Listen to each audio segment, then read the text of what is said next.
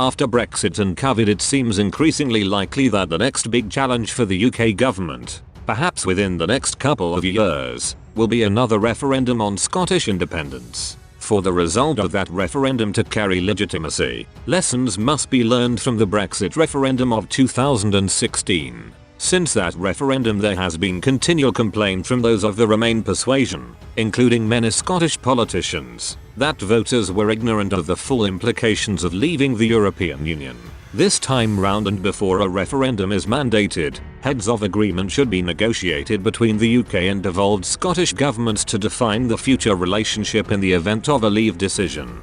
Clearly this will need to cover subjects including national debt share, currency, other financial arrangements, trading terms, border and migration issues, and security. But there are two other key issues which had little or no relevance during the last Scottish referendum. There is now an elephant in the room in the form of Shetland, where the local council has voted overwhelmingly to examine options for Shetland to distance itself from Scotland and perhaps also the UK, and Orkney, where there is similar intent. It would be hypocritical for the Scottish government to oppose giving these island groups the same rights to self-determination which it so vociferously demands for itself. The territorial waters around Shetland and Orkney hold a large tranche of both the oil production and fisheries of the UK and would be such a crucial element in the finances of an independent Scotland that it would be essential for those voting in a Scottish referendum to know their future status. But the most important issue of all must be to define citizenship. That is, who would be Scottish and who British. A subject which was ignored by the Scottish government in 2014 but caused great resentment, particularly among those who consider themselves Scots,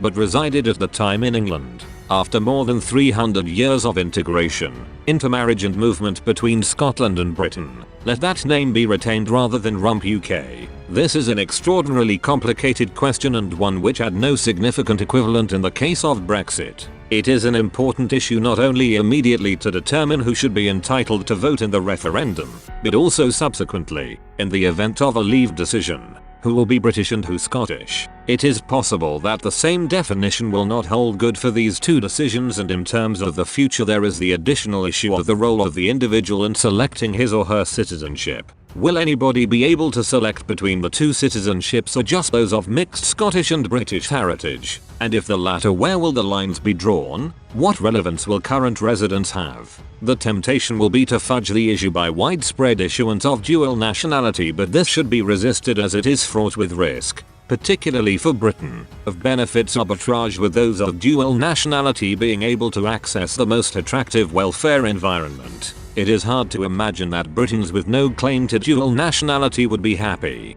For Scotland, there could be problems if or when it seeks EU membership if there were a huge number of British citizens able to access the EU through a dual nationality. What then should be the attitude of the UK government and the people of Britain to the prospect of Scottish independence? The concept of self-determination has long been supported by the UK, and it would be perverse not to accept it in the context of its own union.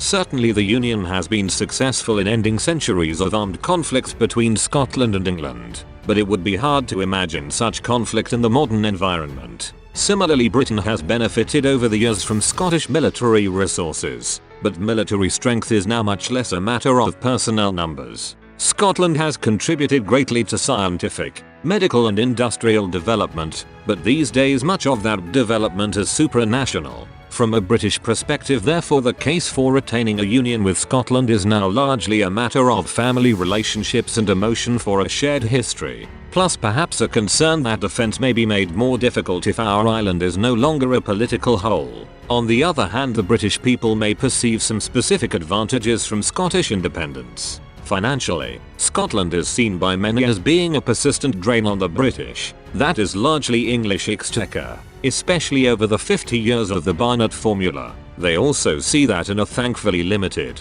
but nevertheless vocal, part of the Scottish population there is a strong and virulent resentment of England and of government from Westminster, which 20 years of devolution has not diminished, and indeed may have enhanced. There is also recognition that the politics of Scotland tend to be rather left of centre, whereas those of Britain, especially England, are further to the right. Many in Britain might therefore welcome a Westminster Parliament without the Scottish members. At the 2014 Scottish referendum, the UK government took an active role in supporting the Union. Next time it should concentrate firstly on establishing the future of Shetland and Orkney, and then on negotiating heads of agreement which clearly and openly define the framework and consequences of a Scottish withdrawal from the Union, including the issues of voting and citizenship.